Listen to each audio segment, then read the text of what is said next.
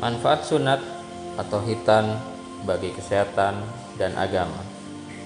Sunat atau khitan adalah salah satu hukum syariat yang dilakukan oleh seorang muslim dengan sukarela, tunduk, dan karena cinta kepada Allah, serta mencari pahala di sisinya.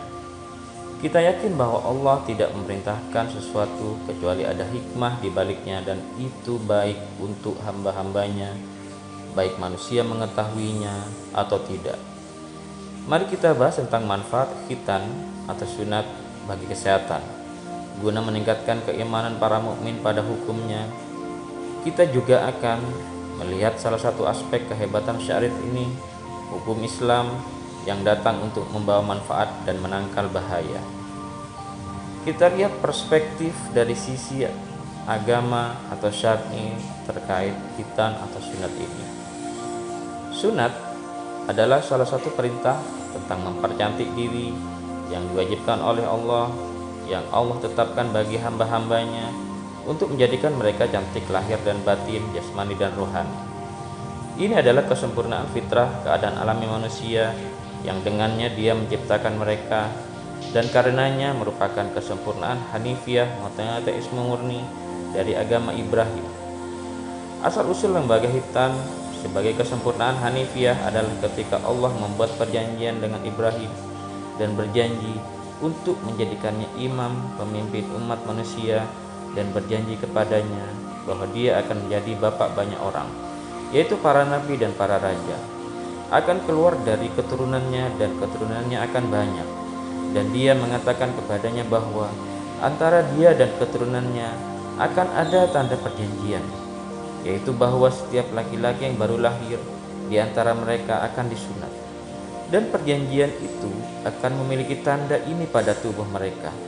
Sunat adalah tanda telah masuk ke dalam agama Ibrahim, dan ini sesuai dengan tafsir ayat, tafsir makna sebagai berikut. Allah berfirman yang tafsir artinya, sibgah agama kami adalah sibgah agama Allah Islam, dan sibgah agama manakah yang lebih baik daripada milik Allah, dan kami adalah penyembahnya. Surah Al-Baqarah 2 ayat 138. Jadi Allah telah menjadikan sunat sebagai simbol orang-orang yang menjadi miliknya dan agamanya, dan yang menganggap diri mereka sebagai hamba sepenuhnya hanya kepadanya. Intinya di sini adalah bahwa agama Allah adalah Hanifiyah, monoteisme murni, yang mengisi hati dengan pengetahuan dan cinta kepadanya dan ketulusan terhadapnya, dan menyembahnya saja tanpa pasangan atau sekutu, dan yang menandai tubuh dengan ciri-ciri fitrah, yaitu khitan atau sunat, mencabut bulu kemaluan, mencukur kumis, memotong kuku, mencabut bulu ketiak, berkumur dengan menggunakan siwak, yaitu sikat gigi dari ranting pohon tertentu, dan membersihkan diri sendiri setelah eliminasi urin atau feses. Jadi, fitrah Allah terwujud dalam hati para hanif dan pada tubuh mereka. Hal ini tercantum pada Tuhfat al-Maudud bi Ahkam al-Maudud oleh Ibn al-Qayyim halaman 351. Sunat juga memiliki manfaat kesehatan dan banyak membawa manfaat bagi anak laki-laki dalam hidupnya. Kemudian hikmah sunat dari sisi manfaat kesehatan. Dr. Muhammad Ali Albar, anggota Royal College of Surgeons di Inggris dan seorang konsultan di Departemen Kedokteran Islam di Pusat Penelitian Medis King Fahd di Universitas King Abdul Aziz di Jeddah, mengatakan dalam bukunya Al-Khitan, sunat pada anak laki-laki yang baru lahir, yaitu dalam bulan pertama kehidupan, membawa banyak manfaat kesehatan, termasuk yang pertama, perlindungan terhadap infeksi lokal pada alat kelamin yang dapat terjadi akibat adanya kulup, yang menyebabkan pengenjangan kulup, yang dapat menyebabkan retensi urin atau infeksi kelenjar ujung alat kelamin, yang memerlukan sunat untuk mengobati masalah ini. Dalam kasus kronis, anak dapat terkena berbagai penyakit di masa depan.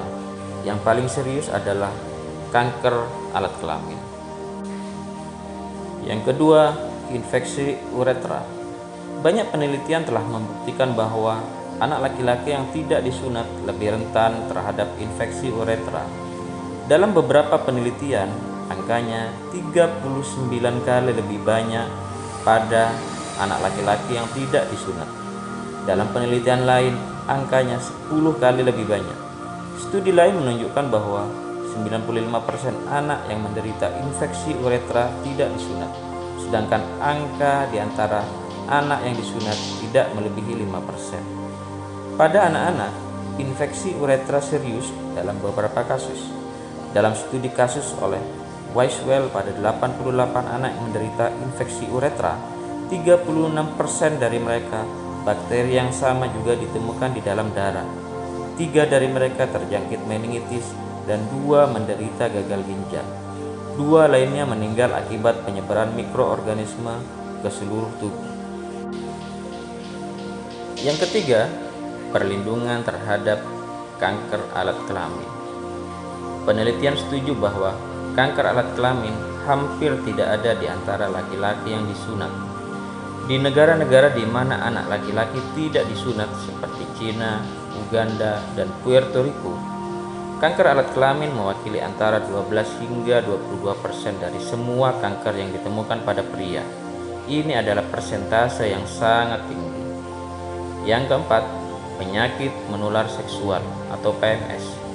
Peneliti menemukan bahwa PMS yang ditularkan melalui kontak seksual, biasanya karena percabulan, zina, dan pergaulan bebas, lebih banyak menyebar di antara mereka yang tidak disunat, terutama herpes, kanker lunak, sifilis, kandida, gonori, dan kutil kelamin. Ada banyak penelitian modern yang menegaskan bahwa sunat mengurangi kemungkinan tertular AIDS jika dibandingkan dengan rekan mereka yang tidak disunat. Namun itu tidak menutup kemungkinan pria yang disunat tertular AIDS akibat hubungan seksual dengan pengidap AIDS. Sunat bukanlah perlindungan terhadapnya, dan tidak ada cara nyata untuk melindungi diri dari banyaknya penyakit menular seksual selain dari menghindari percabulan, perzinahan, pergaulan bebas, dan praktik menjijikkan lainnya. Dari sini kita bisa melihat hikmah syariat Islam dalam melarang zina dan pergaulan bebas. Yang kelima, perlindungan istri terhadap kanker serviks. Para peneliti telah mencatat bahwa istri dari pria yang disunat memiliki risiko lebih kecil terkena kanker serviks daripada istri dari pria yang tidak disunat. Ini dari buku Al-Khitan halaman 76 oleh Dr. Muhammad Al-Bar. Demikianlah hikmah sunat atau khitan ditinjau dari sisi syar'i agama maupun kesehatan. Wallahu a'lam bishawab.